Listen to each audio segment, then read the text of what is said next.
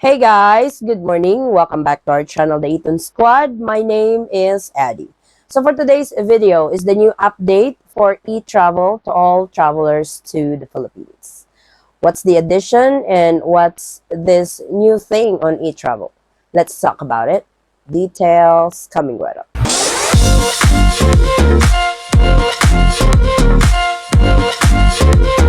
So I apologize for my voice. We've been sick for the last few days.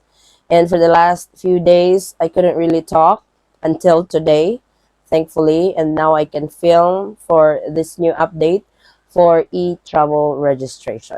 If you guys can remember, we did an update on this that they are going to be adding customs declaration form on eTravel, which they call eTravel Custom. And they have already added this feature to eTravel.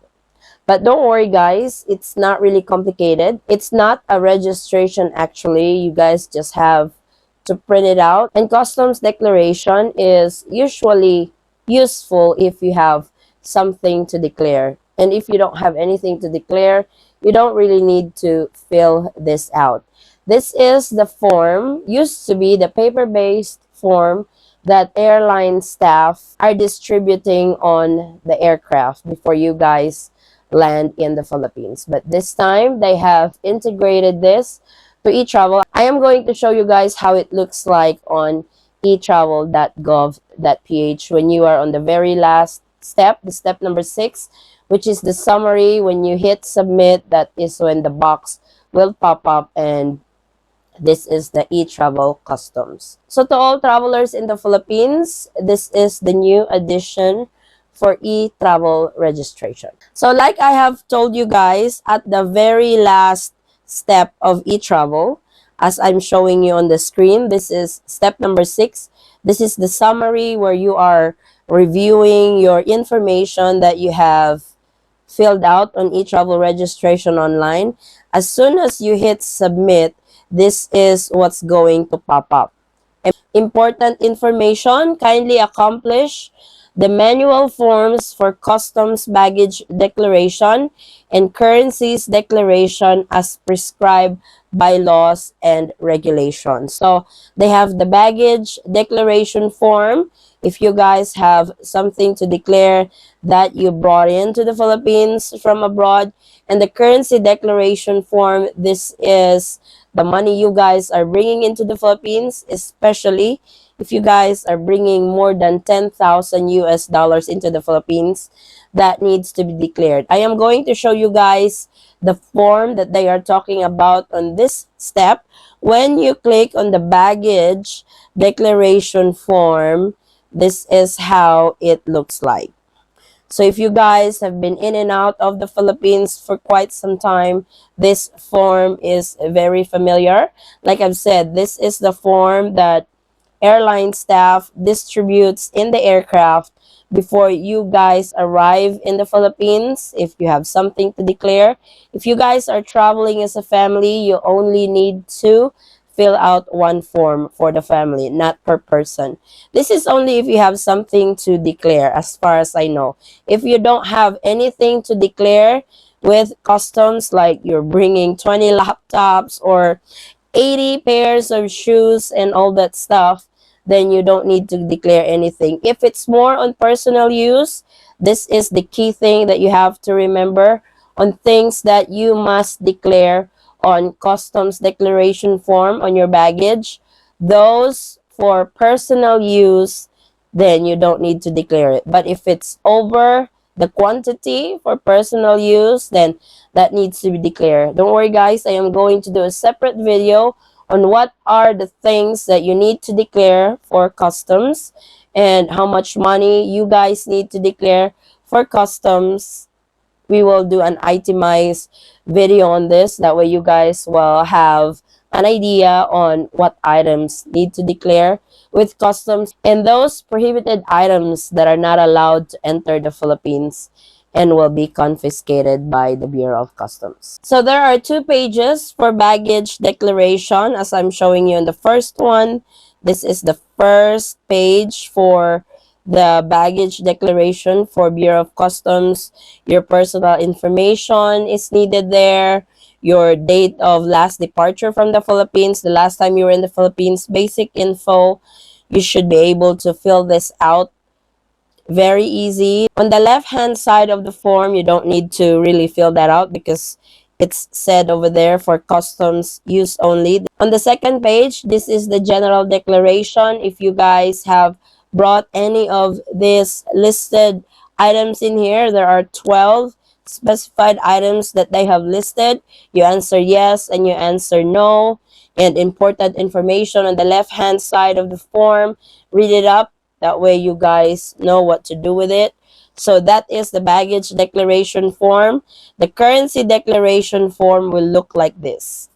This is 2 pages also. I just put them in 1 page so you guys can see it all. This is when, for example, you are entering the Philippines with more than 10,000 US dollars currency with you. So you definitely need to declare that. Don't worry, they will not confiscate it. I am not sure if they are going to tax you from bringing that much money into the Philippines. I doubt, but you'll never know. But make sure that you can back it up with documents, especially if you are bringing more than 10,000 US dollars to the Philippines. And if you have the proper documentation for it, I wouldn't be worried or anything declaring it. But it's just the law in the Philippines. They are trying to avoid money laundering and stuff like that. So, like I said, if you are bringing more than 10,000 US dollars, then this is the form that you need to fill out. But if you are bringing less than 10,000 US dollars, then this form will not exist.